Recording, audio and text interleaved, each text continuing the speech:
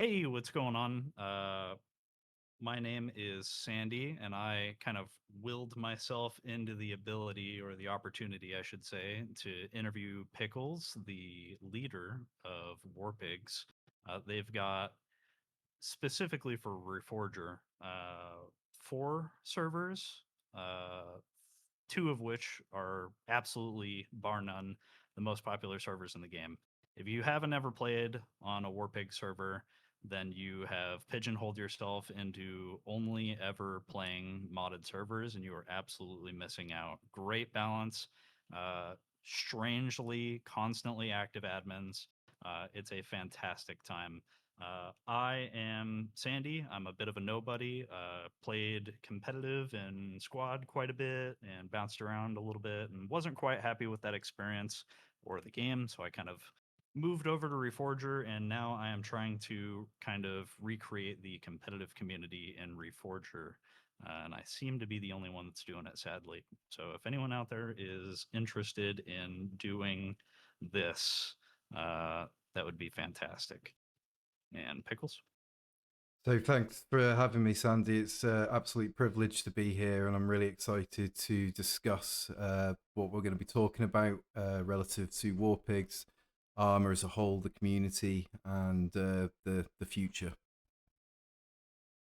Yeah, for sure. So just for people that might, for those odd ducklings out there that haven't actually played on a Warpig server, or maybe someone, there's a considerable bit of new player uh, sentiment.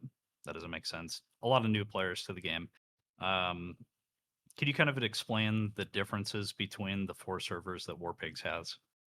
Sure. So to begin with, you've got NA1 and NA2, which are our vanilla servers, and the workhorses of our community. NA1 being our flagship server, very popular vanilla setup. We deliberately made that new player friendly because I appreciated that when the game went cross platform, we were going to have a lot of players coming in from other games with completely different mindset. And what me and my community brought was experience of running armor free events, armor free training, and armor free operations. So we were able to bring that experience and help new players coming into the community. And that's something I wanted to do because I knew that it was potentially going to be problematic and we were going to have people coming in looking to play the game and looking to play the game as it was designed to be played, but not necessarily having a place to do that and not necessarily having a community to teach them that. So I decided with NA1 early on, it was important for us to have that very welcoming, very obvious focus on new players because people coming into the community, new people are coming in, they're the life's blood. I say that usually people either pick up this game or drop it the first time that they play it. Some people will not appreciate that this is a completely different game compared to your Call of Duties, your Battlefields. It isn't as simple as running around with a gun and shooting people. It's a lot more multi-layered than that. There's a lot more to consider. And I appreciate, even myself as a veteran armor player, I felt overwhelmed by the amount of stuff that you had to learn. And just with conflict alone, like that is an incredibly complex game mode that requires a lot of teamwork, tactics, and coordination from your teammates. And without that, you're really going to struggle to achieve your objectives. So that was the focus of NA1. And I've decided with NA1, it's an Everon setup. Everything is absolutely vanilla. It's on a north south divide, and we've got increased XP. So that created a massive draw, I think, and has consequently resulted in NA1 being consistently in the top 5 of the most popular armor servers on battle metrics. I'm very proud of that. I'm not going to lie. That's a fantastic achievement, but a lot of that has been down to a very, very dedicated team of staff and admins who have supported the Warpigs community, given up a lot of time to really make sure that these servers are as fun and entertaining as possible for the majority. With NA2, I wanted to change it up slightly and have a more of a milsim focus because, again, I think it's important that as a community we cast our net wide and we make our brand of gaming accessible to people that want to play milsim, that want to play chill sim, or just want to play, with their mates and just have fun as new players. So we already were focusing the servers for like two large groups of people, and that has enabled NA2 to become again very popular. Not as popular as NA1, but we do see it consistently filled every night. It just dropped out during the day, during the quiet hours. NA3 is our Vietnam server that we're currently working on. It's down at the moment because it's being ported over from a European server.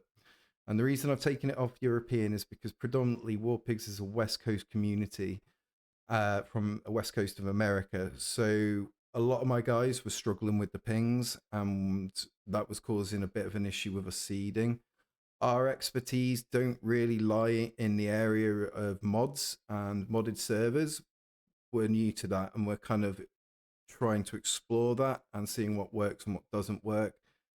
Whereas our vanilla content is arguably some of the best and most popular content on the game of Reforger. So when I looked at setting up all these various servers, it was important to me that we were kind of encouraging people from different parts of the community to come in, and then we were encouraging them to interact with the other servers as well.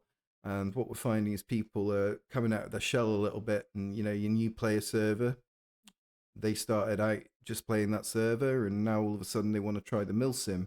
So we step it up a level for them, and they've got that opportunity still in a kind of relaxed environment to learn a little bit more about how to kind of use a radio, how to navigate, how to communicate effectively, how to work with other squads. And there are all these little areas that need to be kind of understood before you're really able to fully step out and enjoy the kind of Milsim experience. That's why we run a lot of training events and operations, um, often not in the public eye. Some of our training events are public, some of them are hosted privately behind closed doors.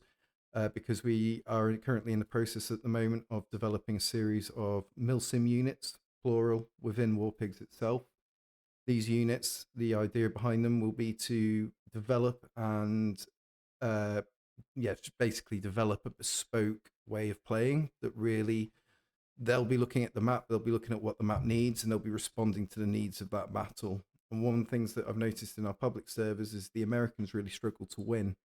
So we're looking to increase the amount of teamwork and communication and effective communication that we're seeing on the public servers by going away and having these bespoke training events where we're practicing our skills and developing a real professional tone to our communication, a real appreciation for how it is to work with other units, and how we can affect the map and change the outcome of the battle positively.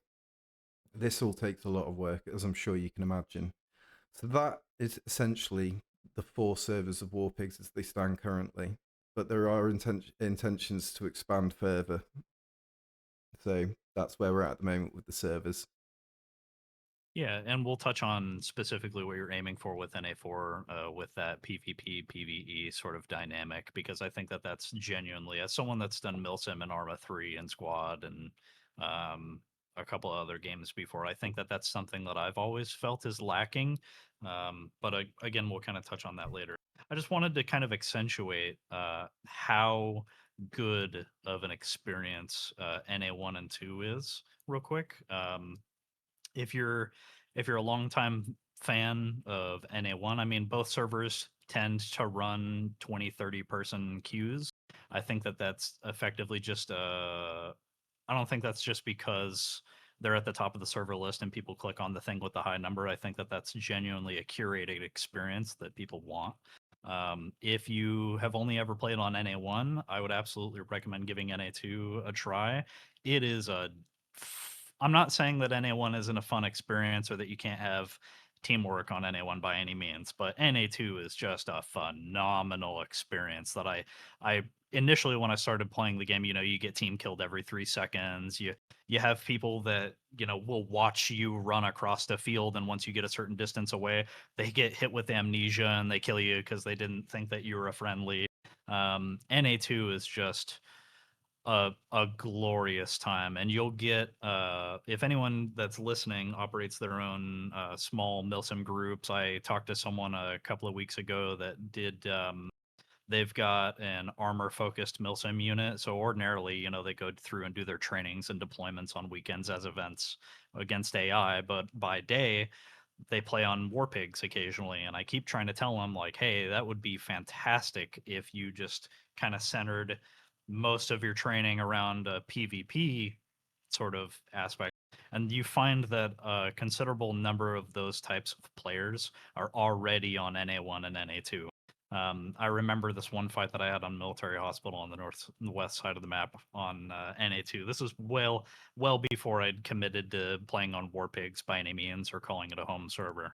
But me and a couple of buddies who had all just recently brand new to the game, each one of us, we didn't know each other. It was our like christening match. I think we'd met each other the day before, and this was like the first time that we'd hop on to play together. And we sat down on Military Hospital, and unbeknownst to us, um, ended up sitting through like a 40-minute wave after wave of Soviets coming in and landing in helicopters on the beach and coming in from different angles and different snipers up on the hill and stuff like that. And ever since then, those kind of challenges and experiences are really, really common on NA1 and NA2 in a way that I wouldn't expect is really common on any of the official servers by any means. And two, like they only just recently opened up the stress testing servers, the 128 person servers for North America. Like, when is that? So I highly recommend, if anyone hasn't already played on NA1 or NA2, you should seriously look at making that sort of your mainstay server. I can understand if the queue is a little high, that might be a little off-putting based on how much time someone has to play, but the queue doesn't move at super slow, sluggish speeds, and it's absolutely an experience that queue exists for a reason. Um, I knew that NA3 was Vietnam, and it's funny because when I initially started playing, I told myself like, oh, I don't want to play on modded servers or different maps. I want to, as a new player and as a competitive player, I want to understand the base game meta and sort of dynamics and systems before I go and play on someone else's like completely customized different damage types and completely reworked, medical systems and stuff.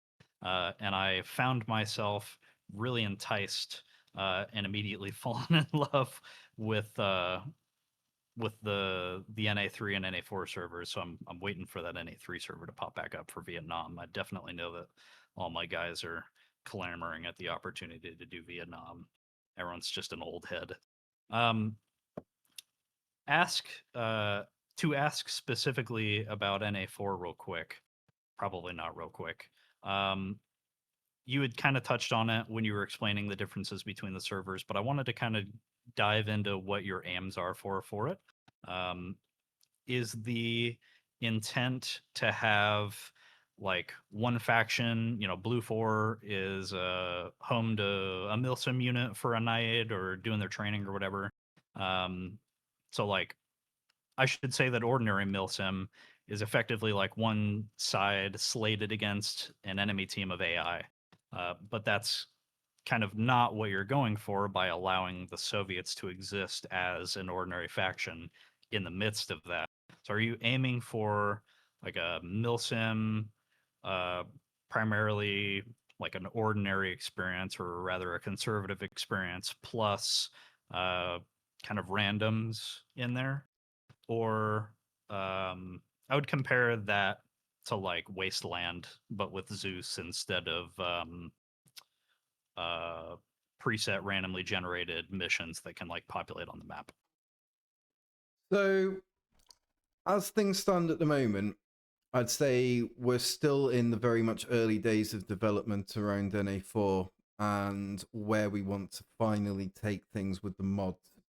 Once we have an idea of where we'll be going long term with that, we're gonna have a better idea of how to really lock down some kind of story to what we're doing. Because when people play these servers, a lot of people are playing Armor for the experience. Now, you might go and play Armor for 10 hours, and in that 10 hours, you might kill one AI or one person, but you'll have one heck of a story to tell people of how you got to that kill. And that's Armor.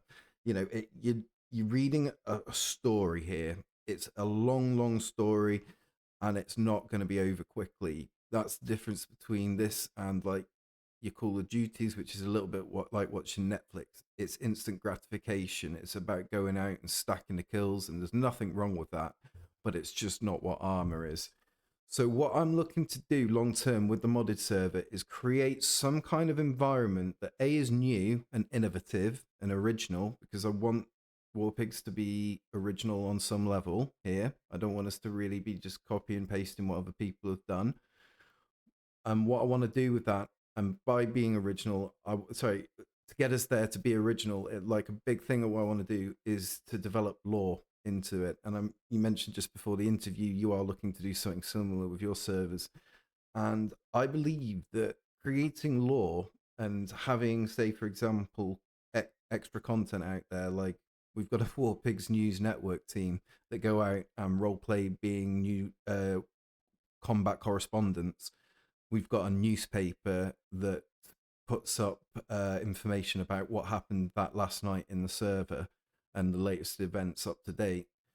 All of this combines together to create all this awesome content which you post up on socials, and people absolutely love that, because that's how you engage with your community, you know, and that's how you show to your community that you genuinely care about the individual, and you want to showcase all the awesome stuff that all the individual members are getting up to. So that's one of the things that we're looking to do here, is have player driven lore. And what I mean by that is we'll have an operation, there'll be a HVT that needs extracting. As part of that event, we'll throw in a curveball or something like a civilian situation where, you know, there's this reports of suicide bombers, or there's reports of hostile civilians, but there's also friendly civilians. So we'll multi-layer it. And what that gives people is that kind of, it just takes away from just being like more clinical and linear, and being like, go to point A, kill the bad guys, stay there and defend it, come home. We want it to be more multi-layered. One of the things that I've been doing is increasing the amount of specific little side events that we've been doing. Now, you've got the overall conflict game mode, the back and forth between the Russians, but we've also got the local FIA forces that are getting involved, hitting our convoys, hitting our bases, and just being generally pain in the backside through the use of guerrilla warfare. And that creates like a separate army apart from the Russians, which is very conventional, very much heavy artillery, cruise missiles, APCs, tanks, etc. And you've also got this kind of underground war going on, where the FIA, who they represent currently on our server, the Gogoland Freedom Fighters, they're out there. They haven't got the same resources. They've just got little mortars and a lot of explosives and small arms. So they need to make use of that. And the way I kind of reflect that is I change up their tactics, and I make their tactics hit and run. I'll have the guys getting hit with IEDs. I'll have the guys getting ambushed, but then the ambushers will just melt away into the local civilian population. And then you've got to really test your guys, you know, because part of this training is that we want them to be kind of like focused on what they're doing. And if they engage a target without positively identifying that target, and that target turns out to be a civilian with no weapon, then that's going to have consequences on the operation and the mission that you're currently undertaking. And the way the GMs are trained, we're going to make it a lot harder for that objective to be achieved, because you've just killed the mayor, or you've killed the civilian, and now all of a sudden the civilian population is rioting, and that's completely thrown your objective out the window, and you've now got to deal with that. So we want it to kind of be just give it that other element of realism and immersion to really capture people by including this lore, by increasing the diversity of the kind of objectives we're throwing at players, and moving away from this linear approach of going to point A, defending it, or going to point B and killing everyone and going, we want to kind of make it something a lot more interesting and something a lot more deeper than that. And we're still in early days, because I'm putting together this new community, Warpigs. Okay, it's not a new community, it's 4 years old, but it's new to Reforger, and a lot of the people that we're working with, they are still getting used to working in large scale events and operations. A couple months ago, we did our first Clash of Clans event, which was a 64 versus 64 milsim competitive event where we played against Operation Treadstone, and that match was amazing. From Warpig's point of view, the guys were absolutely on point because they trained and we developed a tactic and an overall strategy, and everyone had roles within that. On that time, I was one IC on the field. I had a HQ team with me, including radio operator and plus 2 people that was just constantly looking at the map. I also had shotgun security, so I knew I didn't really have to make all that many decisions. My RTO was pretty much running everything from a tactical point of view. I would give him an order. I'd say, we need to be aware of the left side of the map. We've got 2 flags under attack there. And he would either allocate QRF or he would allocate our frontline resources, which were usually in vehicles, to go and secure those objectives. And this top-down structure, alongside having really good use of communication, having dedicated RTOs in each squad, and having clear, concise communication being sent, along with having our radio call signs all on different channels, this made the overall smoothness of the operation a lot. It just went so well as a result of this, and we were really able to respond quickly to the situation on the map. And Treadstone did a fantastic job. The event went really well. To begin with, we had a few issues towards the end, but it was a great opportunity for us to learn what works and what doesn't work. One of the things that I can say now, having put a number of large-scale competitive milsim events together, it's not an easy thing to do. But with people like yourself, who are very dedicated, it's going to be, I think, and your experience is going to be very useful over the coming months in seeing an increase in this, definitely. One thing I would say is that it's really good to see the sort of communities coming together. And one thing I really want to do is I want to work closely with other communities of varying sizes, from the bigger ones to the smaller ones. I've run a small community and I've run other smaller communities for many years. I've run many projects and seen them fail, crash and burn. So I have a lot of empathy and appreciation for people that put themselves in this position of, basically setting up these communities, because they're providing a service to people, and people genuinely get very deep into these communities and can take them very seriously. So it's important that we're reflecting that, and it's important to me that I'm reflecting that and that I'm showing that back into my community, that those guys they've given their passion and their time to me. Then I want to be able to reflect that back to them, and that doesn't just stop at my own community. I want to help the other communities out there, because I know what it's like to struggle. And even if you're not struggling, I think it's just good for communities to have good synergy. It means that we can all work together. There's multiple ways that communities can work together. One of the ways that we work with other communities, for example, is by sharing intelligence.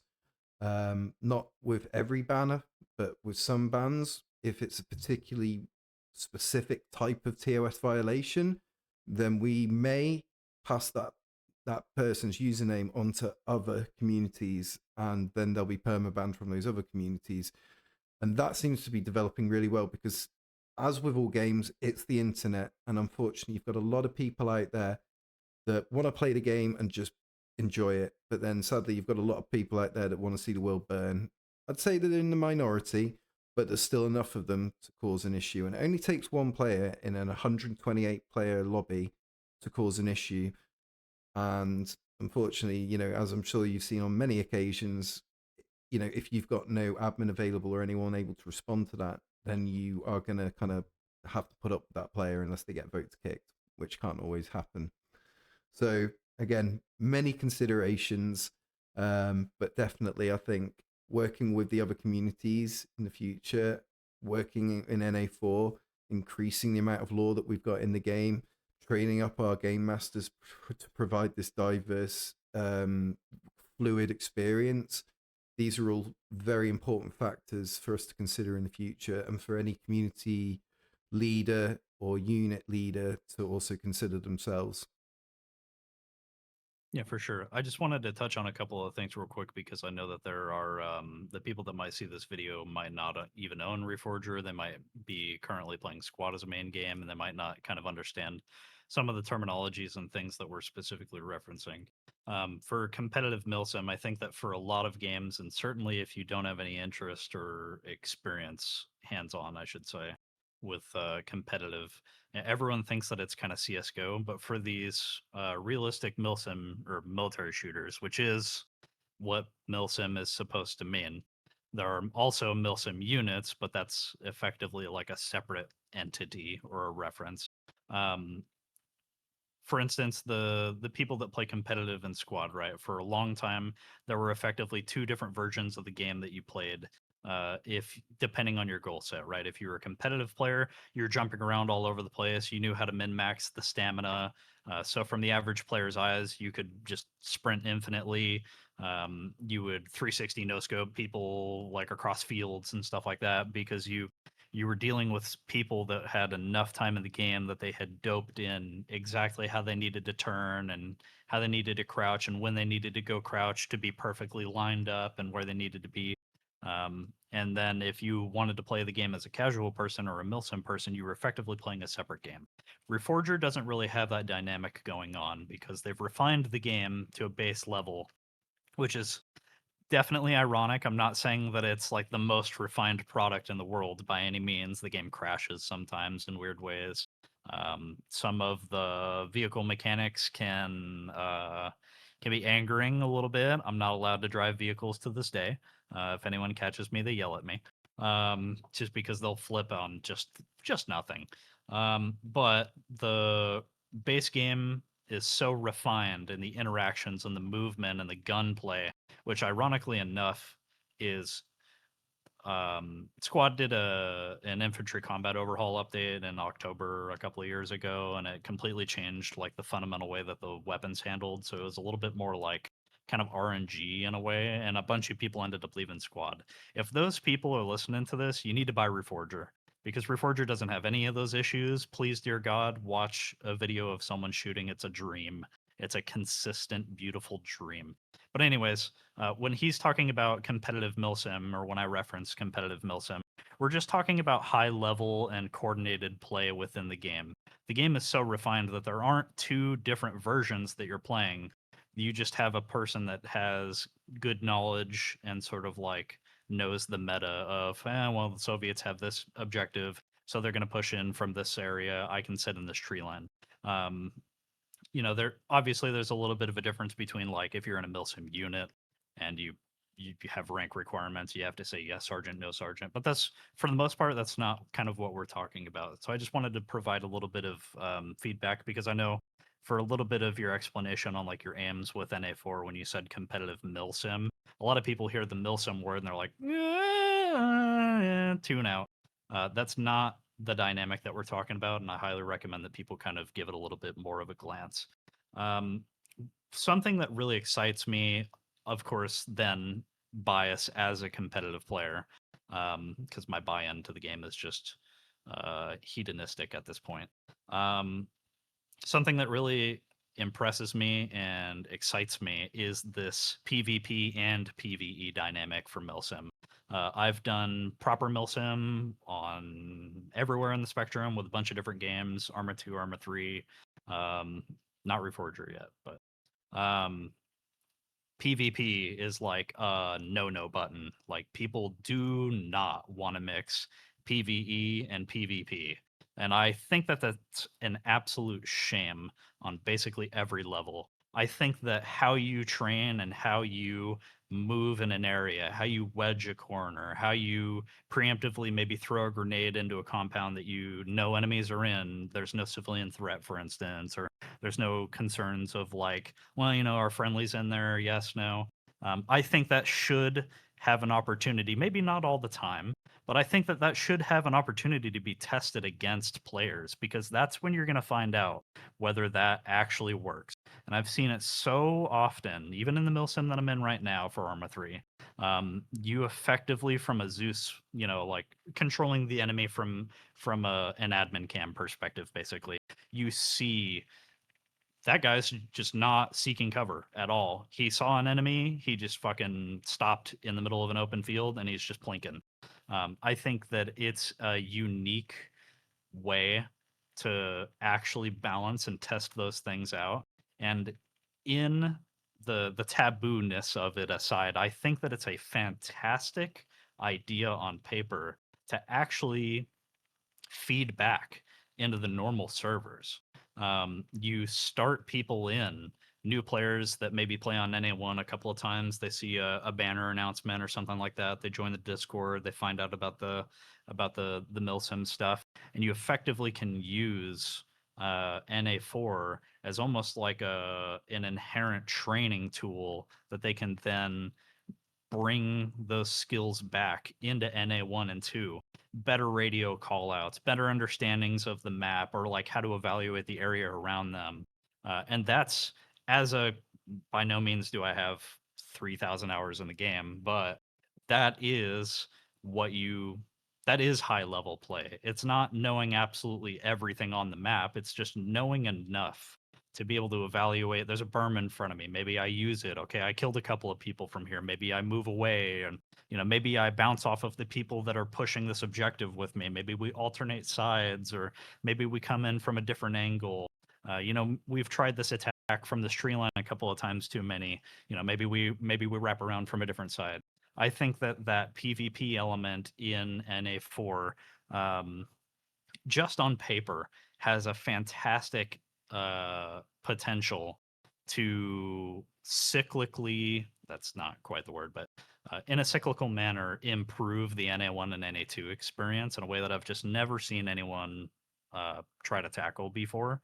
And I think that it wouldn't even require all that much work, as far as like looping those people back into NA1 and NA2. So that's really, really fantastic. Um, would you, just to kind of bomb you with a question, would you ever see NA4 being a proper, like, you've got a Blue 4 milsim group, and then you've got a Soviet milsim group, to like really get that, you died because there was an enemy squad that communicated effectively and had like their own limitations and procedures and stuff. Would you ever see that for NA4? So with NA4, there's so much to unpack. There's so many possibilities and so much potential. You mentioned a few points there I want to touch on.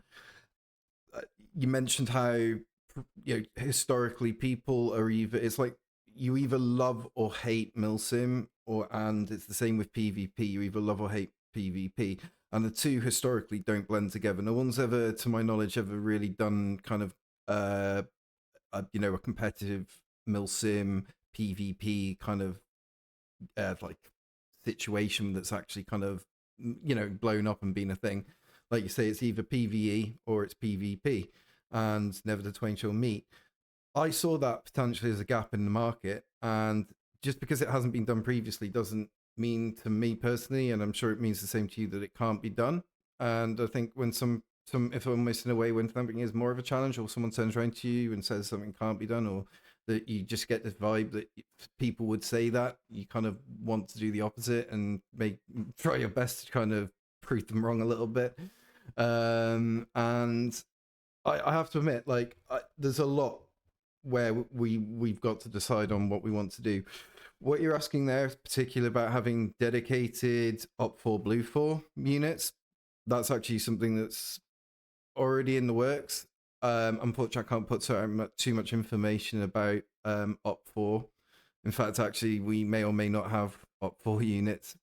There's going to be some redacted content, unfortunately, that I can't touch on. But Oh, you're fine. we actually, yeah, in with role playing to one side, yeah, we're going to be having a dedicated Op4. We're going to be having a dedicated Blue 4, and I think those units will be that'll be a good opportunity for those units to play off against each other a little bit, and it will also give us the ability to internally compete, which we kind of want to do as well. My background in Battlefield esports, that that's always been something that kind of stuck with me and something that I wanted to repeat and something I wanted to do again. Battlefield was never unfortunately going to be the game to take competitive, but I think with Reforger, what we have here is a different opportunity, a completely different development team, and definitely a lot more potential to actually developing something here, really. Because at this point, we've got the ear of developers. We can go onto the Discord, have that conversation with them, and sort of like inform them and help them sort of like hopefully in a way, because again we want to work with the developers at Bohemia, and we're a small community compared to some of the bigger communities out there, but evidently we're running the game that they designed, where the vanilla version, we're running one of the most consistently popular servers for that. So the opportunity, and if we've got any Bohemia developers listening at the moment, the opportunity is always there for us to go away and have a conversation. And because I've definitely got some thoughts myself on admin tools and ways that we could like constructively discuss it and how it could be improved. Not to say that it's not fit for purpose. It is. It works well, but there's definitely things that I think where it'd be good for the development team and the community to work closer together on, and we're definitely kind of looking to make that happen at some point. One of the things that again that we sort of like really like to focus on is going back to like what you were saying before about having that draw to NA4, we want to bring that lore up. So one of the things that we're going to have to do is we'll obviously have the PvE PvP element, but we also want to introduce actors into the game. So, for example, we've got the War Pigs News Network, which I mentioned formerly, but we also have people that are being trained up at the moment to act as civilians in various situations. And I know it sounds a bit crazy that we're giving them training, but we do like to give training to people for pretty much every role that they have. If it's a staff role or an admin role, we like to train people up because it's important with an organization of this size that you have continuity and consistency and professionalism. So to do that, we obviously need to make sure that everyone's singing off the same hymn sheet, as we say over here in Britain. But sorry, I'm going to just ask you to repeat the question again, just so I know I'm not getting off topic here. Oh yeah, no, I was asking if you'd ever be interested in having like a. That was actually just my initial question. You already answered it. Was Milsim against Milsim, but I just to add in my own piece from a competitive perspective. I know probably a couple of people are cringing at like, oh, actors playing as civilians. Would you rather just have like an AI statue that you like move around like it's a tripod and then you set it up? Wouldn't you rather have like someone that actually moves around and talks to you and maybe divulges intel in certain areas in different ways and stuff? So And just just to wanted to say touch on something about that, that. because I think you've just covered that point extremely well. I to reinforce that, what we're trying to do here is create a living, breathing environment that when the player walks into the world for the first time or the 100th time, something's going on, something dynamic is happening. It might be that they're at the arsenal tooling up, and an AI convoy rolls past them with like 20 trucks in it, and then everything's chill, no significant action, so everyone's relaxed. And then bang, that convoy gets ambushed, and next thing you know, you've got a mass cas. And what we'll do is we'll go through the full procedure of that. We'll expect our guys to tip out, respond as QRF, set up a security perimeter, and then triage and treat the casualties, extract them from scene via whatever the most appropriate means, and then bring them back to base. And that's just an example of one situation, but we want our guys to run through it as if it's the real deal. Now, we do appreciate, and one of the things that I do say to people as a civilian myself with no military experience, milsim is not the military. Milsim is not the war. Like, milsim isn't real. And it's important. I've come across both civilians and ex and current serving that have sometimes struggled to keep the two separate. And one of the examples of that is, and we all like to reflect and see what we could do better. One of the things that I did with my unit was we relied very heavily on ex-military people to do our training, and we took that training to some next level. We were kind of going far too deep with it. And when you've got civilians, like, you've got to understand that there's got to be a balance. First of all, you've got to actually, the tactics that you're utilizing and the strategy that you're utilizing has to translate to the game. It has to be something that you can actually utilize. So you know going out there and expecting people to have a perfect fire team, everything's perfectly positioned, it's just not going to happen. People, unfortunately, are going to kind of like struggle to develop like these really highly choreographed formations, or like like you can take it to the next level during when you're doing quick reaction during or whatever it's called, when sorry, not quick reaction, when you're doing CQB and you're doing building clearance. Again, like, as long as there's some kind of formula to it, and as long as it's you guys aren't tripping over each other, crossing each other's lanes, shooting each other by accident, you've got to kind of dumb things down from how things are done in real life. Because if you try and take that real life vibe into it, it's not going to work, and you're going to end up putting some people off, because people don't like to be made to be feel dumb, or like to be feel like failures. We play this because we want to feel good. And I'm not saying that we make shit easy for our guys. Like, we don't. We make shit hard for our guys, but we also want to kind of give people an honest opportunity to actually achieve stuff. So we tried to kind of balance it, and that we do that across the board with our mission planning, with our executions of our missions. We try not to overwhelm them and destroy them outright with AI. It's so easily done. It's really easy to just accidentally drop artillery too close, but you want to create that immersive living, breathing environment. So if you're in a war zone, there's going to be artillery, there's going to be explosions, there's going to be shrapnel, there's going to be the smoke and the acrid stench. And all right, you're not getting that, but that's where your imagination fills in. And that's where, like, for me, the reason I don't play games to go around shooting people. I'm terrible at it. My kill death ratio on Battlefield has consistently been 0.6 for the last 20 years. I have no issue with that because I'm a damn good medic. And that's how I got my rocks off on Battlefield, was by reviving my teammates and like actually maybe tipping a win for our team.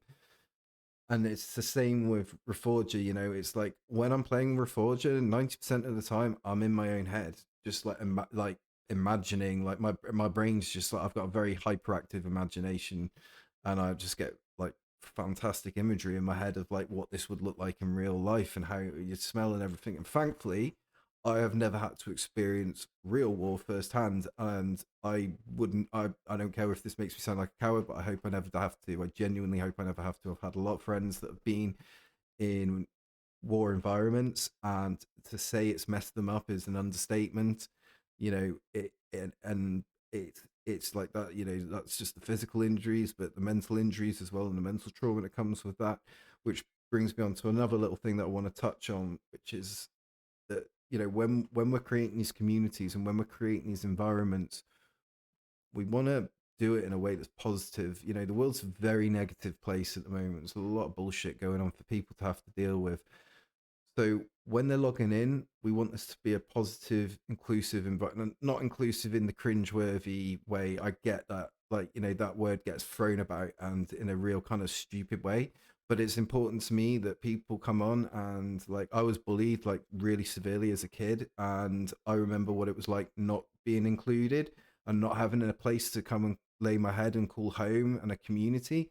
And that's where I wanted to create War Pigs and have that environment, because there's a lot of people like killing themselves because they haven't got that sense of belonging.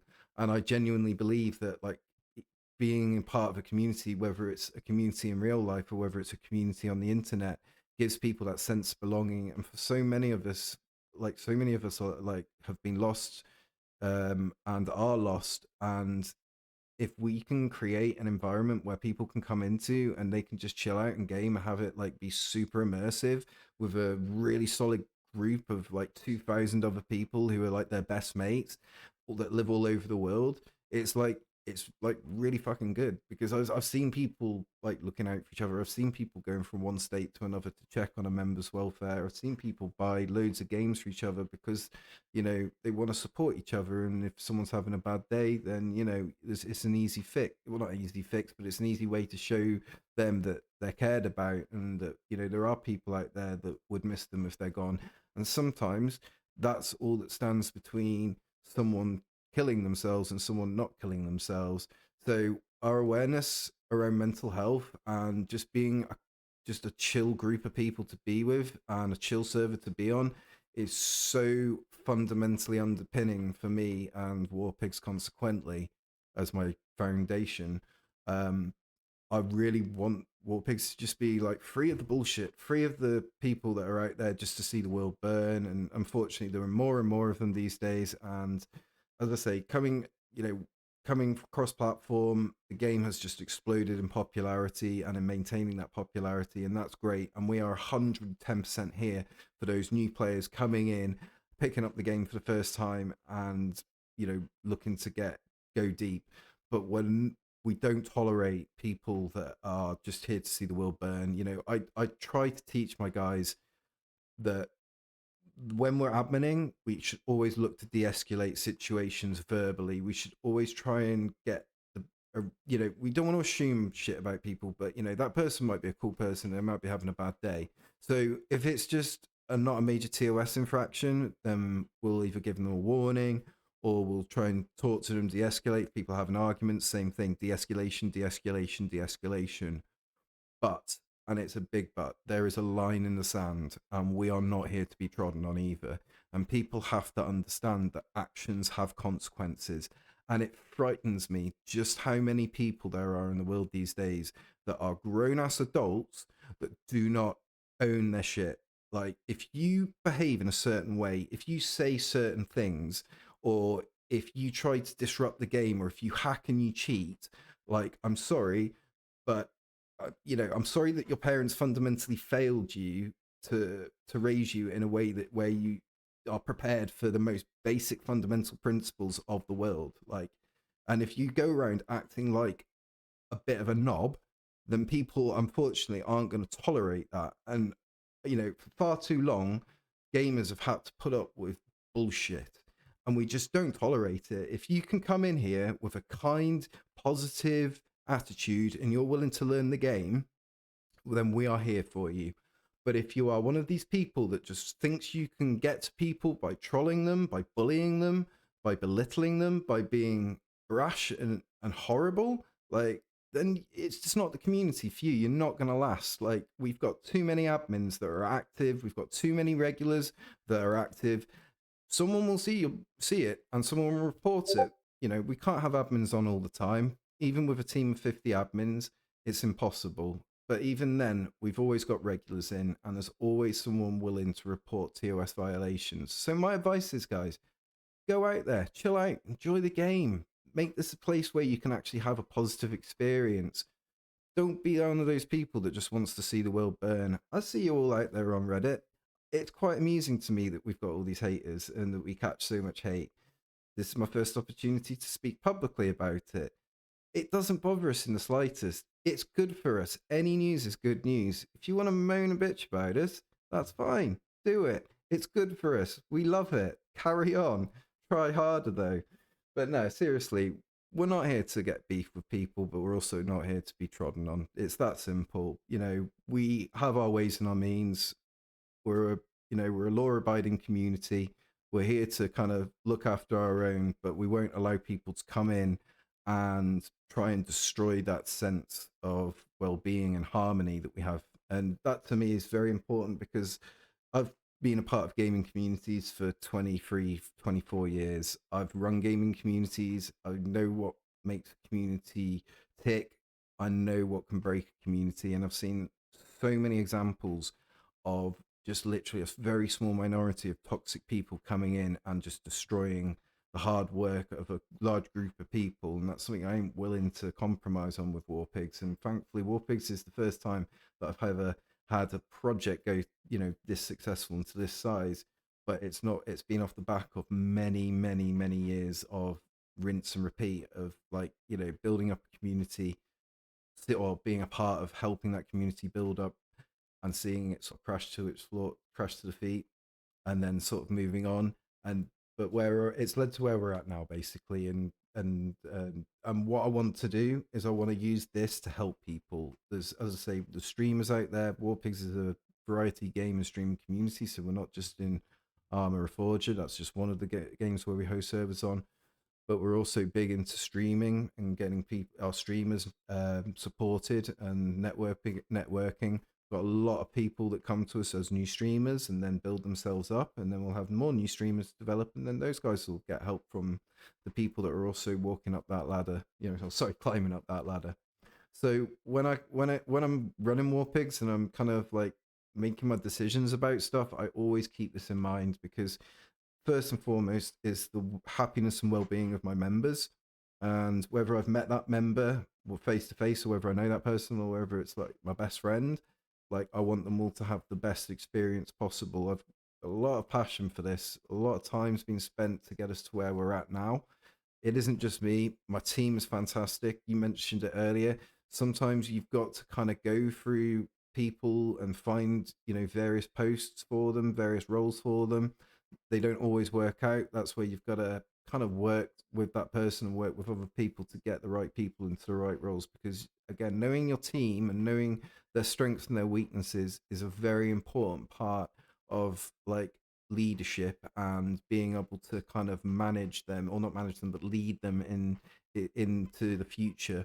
And again, like, I'm very keen to be a good leader, an effective leader, and part of that is different leadership styles. There are times when you need to be the autocrat and you need to be the decision maker, because a community needs a sense of direction, and it needs someone who's confident, who's got vision. But you also need to have an element of democracy about how you're approaching things. People want to feel included, like they essentially, they're investing their time and their passion. They want to feel like they have ownership of that community, and that community is a part of them. And these are all the things that you can do as be mindful of when you're, leading your community. Is, if it's a decision, put out some polls, get some feedback, and we'll do this all the time with the servers. And we're constantly looking at the feedback and suggestions channel, to understand what it is that our players want to play, what mods work, what mods don't work, and where they want us to go in the future. And a big part of being a leader, I find, is listening, and just like, you're always listening to what people have to say. And so many people come to you with ideas, strategies, and I wish I could remember them all. Probably like yourself, we've had to set up a whole staff structure within Warpigs over the last 6 months, because again, with an organization on this scale, especially if you've got, to me, it's important that we maintain high quality over quantity. And I always want our members to have a good time and feel safe. So, there's a lot that's involved in making that happen. It isn't just a simple case of having an admin team. You've got to train these admins. The admins have got to have oversight. So all of a sudden, you've got to have senior admins. They've got to have oversight. Then you've got to have, like, all these kind of this chain of command. Because if I were to just run this community on my own, I just wouldn't be able to do that. It's physically impossible. There's too many different moving parts. I personally, like, we've got admin tools that we use that are completely separate to Armor, in our servers. I haven't even learned to use those tools, because on the principle that, I cannot learn everything about this community and learn all the little nuances about it.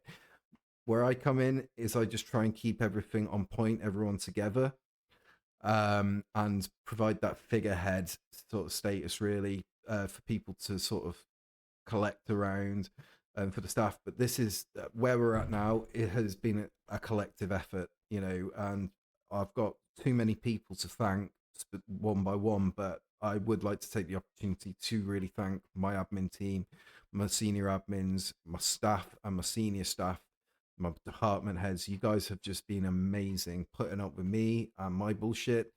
Is that takes some doing, but yeah, with a lot of passion comes a lot of nuances. You'll have to understand that. No, for sure. And I think that leads to a really quick, easy intro, or rather, next topic of some of the things that Bohemia absolutely kind of needs to improve with the admin game. I think that, kind of like you touched on and I touched on initially, what makes War Pigs so great is the actual admin presence. The fact that, on any given day, you can, if you're very curious about it, I would assume that it's the same on console or PC people, but you can go hit oh god, I guess like the start button. Basically, bring up the sort of menu that you would go into to see your options. There's a player list option there, and anyone with a little it's like the little Zeus symbol, but an I next to their name is an admin or a game master. Um, on any given day, Warpigs has at least two people on the server at all times, and that's both for NA1 and NA2. So, absolutely crushing it. The thing that bothers me, kind of base game, and it's easy to fix, I would assume, said every person that's never coded before.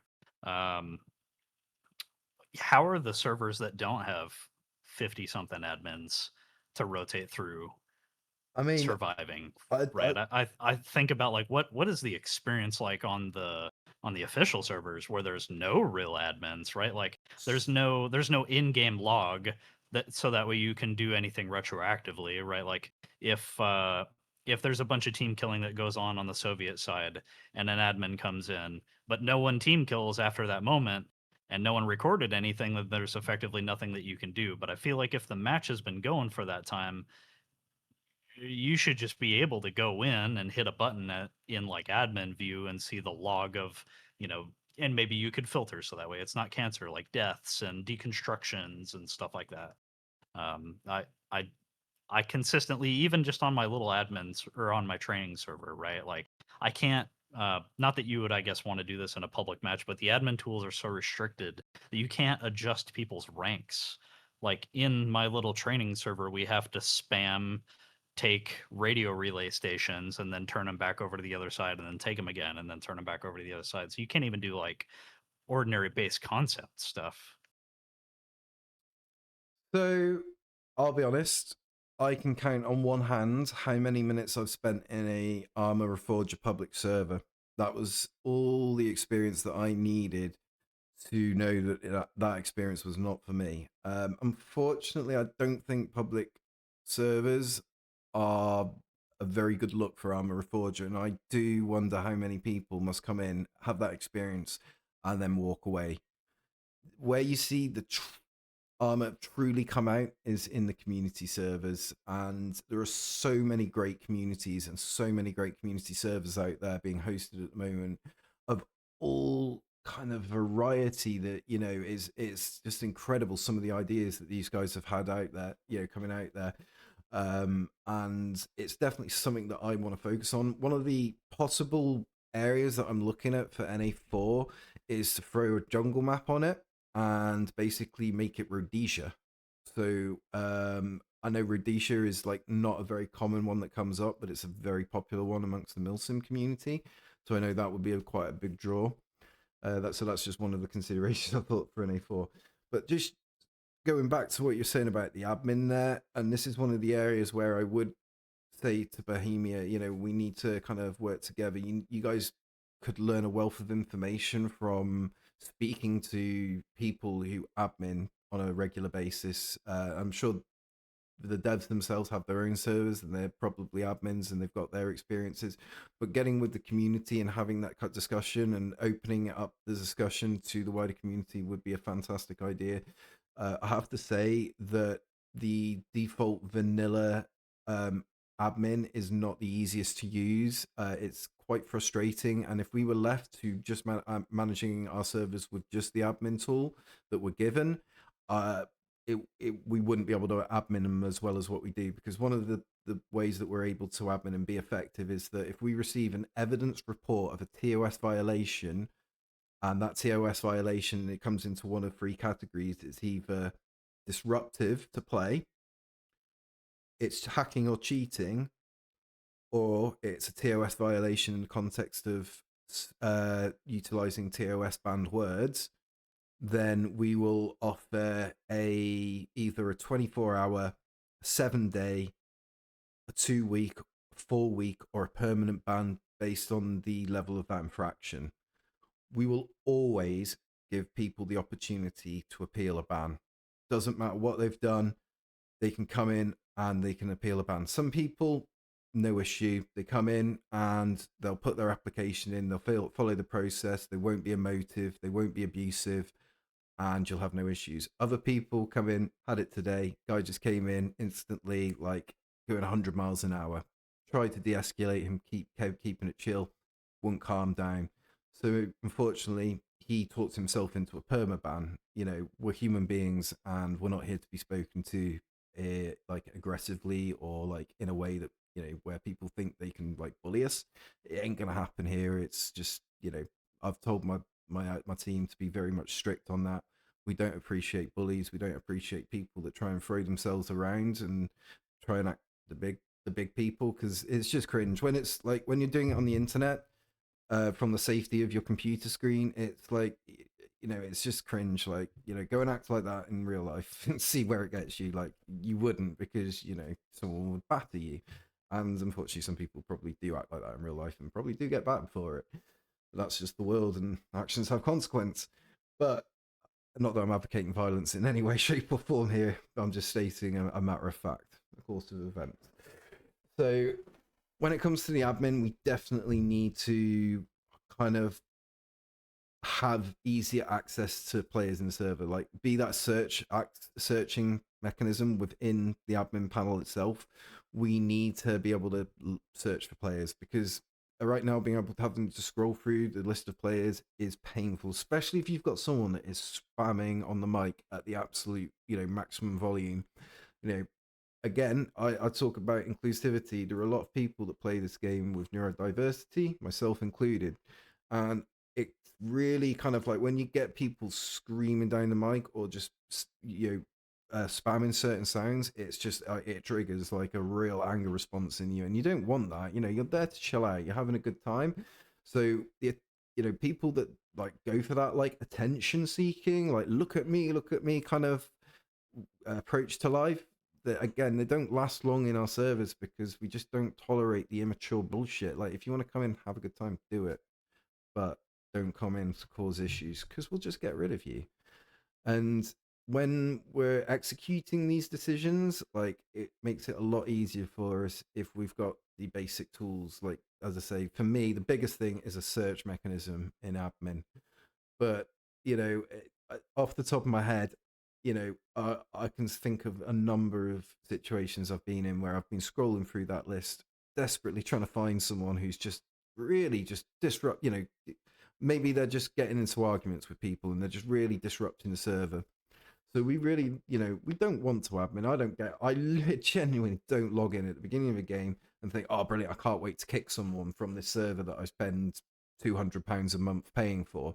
It doesn't make sense for us to sabotage our own servers. That's why we've got the appeals process, and that's why we go above and beyond to be transparent in our investigations process. We're thorough, and we only act on evidence. Like, we at the end of the day, I've got 50 admins, and I've only ever had to remove 2 admins for abusing their admin. And don't get me wrong, our admins sometimes have a bad day. They make mistakes. They get stressed themselves. It's not easy being an admin. It's actually quite unfun. And it stops you from being able to just play the game. And we're not here to punish our admins if and when they make mistakes. We expect people to learn from them. We don't want to see repeat mistakes. And we're very specific with our training, with the admin training, what we tell them and the way we expect them to conduct themselves. You know, these it's very important that they understand that what they're doing is highly visible. There's a You might be beefing with one person in that lobby. There's 127 other players out there that are watching that admin. Now, if that admin gets stressed or is seen to be getting stressed, or that admin gets into arguments, then that's not a good look for us. And we don't want that. In the situation where people are having arguments in chat, I tell my admins to remain silent. I do not want them to get into a shouting match and start shouting over people. That's not a good look for us. We always want to maintain some level of control here. And at the end of the day, we always have that ultimate control, because if someone is being that disruptive, that abusive, or causing that much of an issue, then we will remove them. And being able to remove players retrospectively when they're no longer logged into the server is also an essential tool that we need in vanilla. Again, that's how we do it with our own. We've got our own tools made by our own developers, but having access to that in game, or some kind of mechanism where you can look and retrospectively take action against a player, that has been essential to us being able to get rid of people who are, disruptive, etc. Yeah, So especially since most yeah. people that team kill, they'll kill 7 people and then immediately leave the server. Yep. Hit and run. Yeah. And again, it's going to happen. The game is very popular, and there's week in, week out, there's between 17 and 30,000 people generally, unless there's something like a spike or a drop. That's the kind of player average, the minimum, maximum.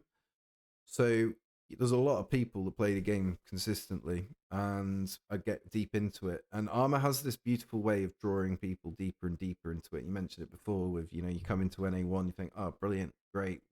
But then after a few months, you're like, oh, I kind of want that next step up. And you're like, all right, try this NA2 Milsim, War Pigs, brilliant. Tactics, teamwork, same thing, brilliant.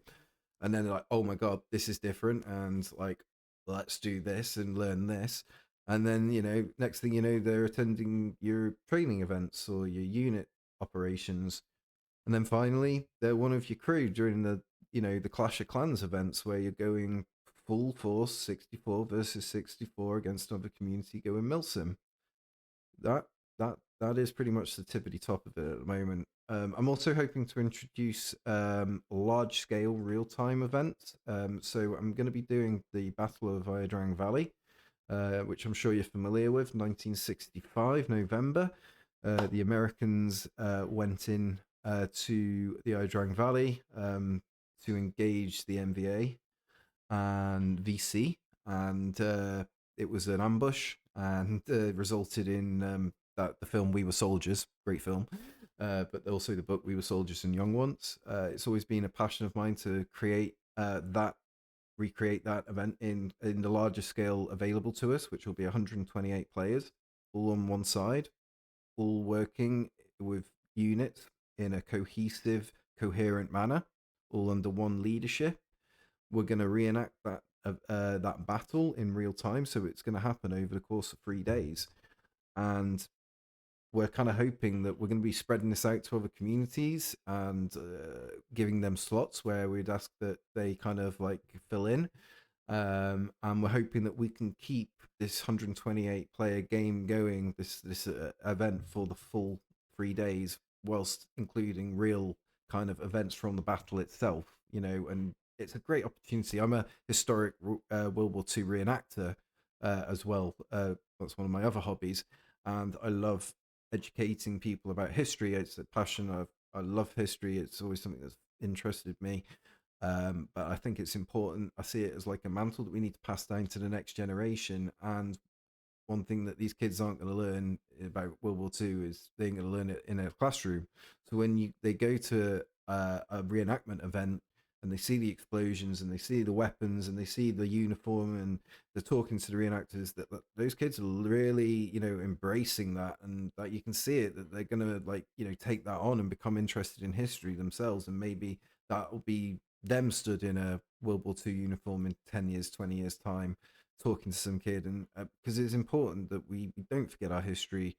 And part of me does feel that at the moment there is kind of like a bit of an agenda out there to kind of forget history. And history will teach you everything you need to know about the world and everything that goes on. Like, nothing's changed about the human race, nothing's different nowadays. We've just got technology.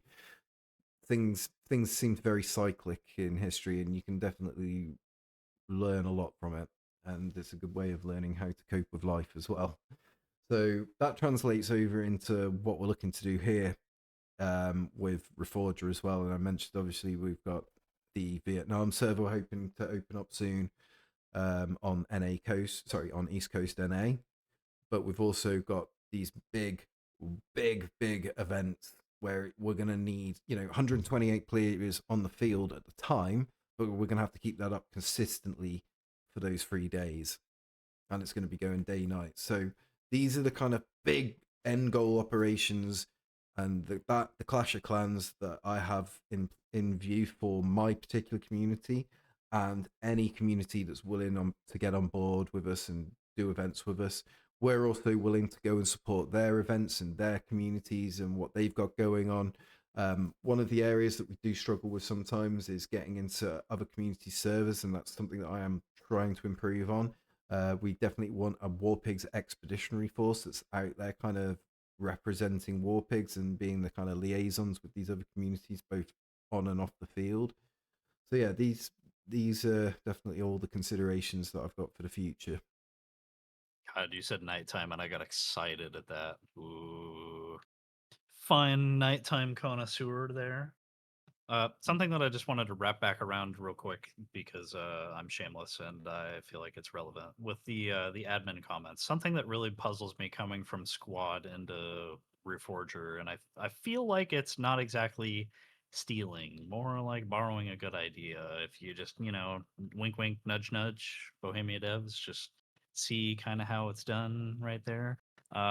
Something that I think would help considerably with like the trolling aspect or the admin aspect is you can't kick people from your I always want to say squad because of squad, but you can't kick people from your fire team as the squad lead. So if you have that guy that's spamming his microphone in your squad, you can't do anything about it, even to save the people in your own squad's ears. And something else that kind of bothers me on a similar page is I feel like it'd be really easy to institute hey, when you first come into the server, it makes you join a group to even get past that screen to be able to spawn. That's a Why? terrible decision by the devs. Sorry Eh, to interrupt you. yeah. I think as it stands right now, but what if in my mind I'm thinking, squad, you effectively have to do a similar thing where you can spawn without being in a squad, or you can just make a one-man squad, and then you effectively just become your own squad lead, and then people can fill it in over time. And it works really well if you have something specific that you want to do. But effectively, why why not just maintain that requirement to be in a group?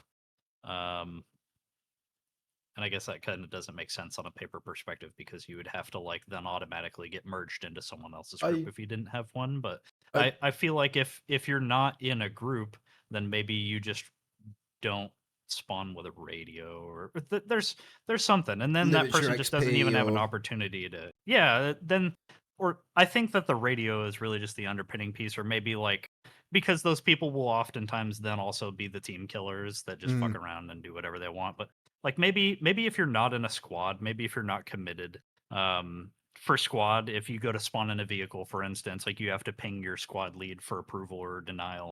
Um, maybe you can't pick up a weapon if you're not committed to a group. yeah, it should And definitely then you have some can't kind team of kill anyone. limitation, within reason. I think, definitely.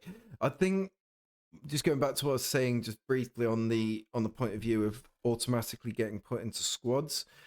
I understand probably why the developers chose to do that. I definitely think the squad system does need to be looked at. I know they've got the new leadership model that's going to be getting dropped at some point in the future. That is something that I feel is going to really change the whole dynamic of conflict. Anyway, I think it is definitely going to hopefully improve things where you're going to have like an AI default commander that's going to assign roles, but that can also be taken over by a human player. That's one of the areas that we really fall down on at the moment because there isn't any mechanism for there to be a commander in it. As things stand, yes, people can kind of take charge, but they're not really emboldened with the tools to do that. And what they need to really, really be careful about here is they need to really encourage players to follow those points within the game that need to be followed. So, for example, a player needs to join a squad. A player needs to request an order from the commander. The commander needs to then assign that order, which is then accepted by the squad. The squad leader then disseminates that squad order to his squad mates. His squad mates then accept the order. They then go and execute the order. They then get an exponential payout of XP. That will drive Yeah. people to follow the rules. So what we need to see from that is a dynamic that really kind of gets people on board, because Battlefield did a similar thing in Battlefield 3. It didn't Battlefield 3 and 4, and it didn't work very well because it was glitched. If it had worked well, it would have been like a really effective system, but 9 times out of 10 when you assigned an order, the order glitched and it didn't send. But it's this kind of driving people, like encouraging people to kind of like and it's not even encouraging, it's just giving people structure basically, because that's where the game really falls down at the moment, especially for the US side. In unfortunately in our servers, like I don't know whether this is an issue that's consistent with other unit leaders, but consistently on the US side, generally I'd say 95% of the time the US lose. And yes, that's a multifaceted, complex reasons to why that happens. But the main causes are that a lot of the new players tend to levitate towards the US side. This means that generally that's where the issues are, that's where the toxicity is, that's where a lot of the kind of people aren't really they're new, so they don't really understand the nuances of Reforger and the difference between this and say Battlefield or Call of Duty. So by default, a lot of your experienced veteran players will then play on the Russian side, which, side note, really frustrates me. That's a whole other topic for a whole other podcast. But it means that you've got this skill deficit massively in the favor of the Russians.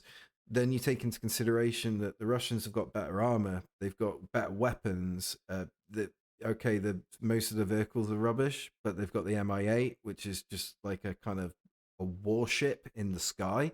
I mean, 90 missiles, really, guys? Like, is that really? Are we going to do that? Okay, but then up against the UH. So yeah, there's things that are within our control, and there are things that are out of our control, and there are things that will change, and there are things that won't change.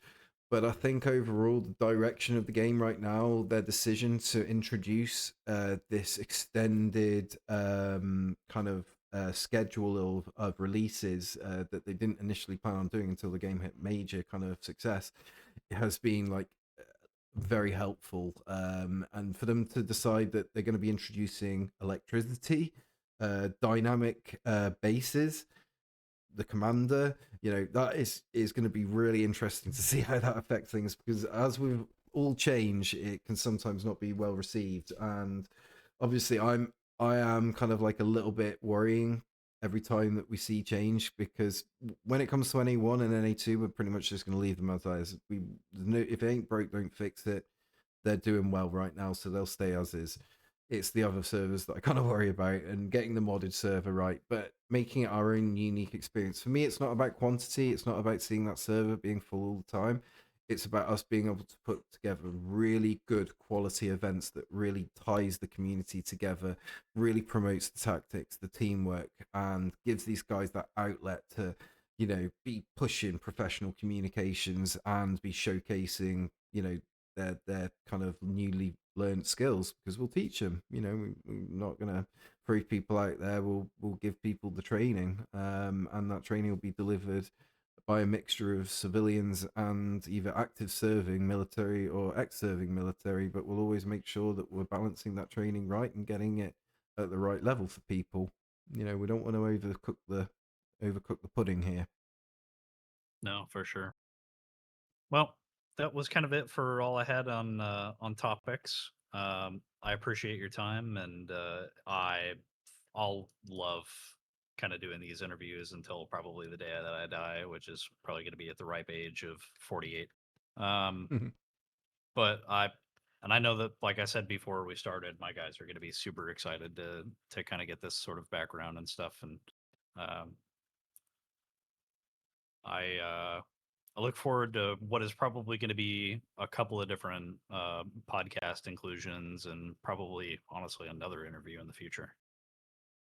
Absolutely, and thank you for having me. I look forward to seeing this podcast grow. It's fantastic to get in at the ground floor. You've got a knack for this. Your professionalism, your tone, your questioning, your ability to actively listen. It's all definitely commendable, and I look forward to being involved in this again in the future. And I would like to thank you guys for listening. And I apologize, I do not do short answers. Nobody wants short answers anymore. Nobody. The long answers are the fun ones. Well, thank you. And yeah, this has been brilliant.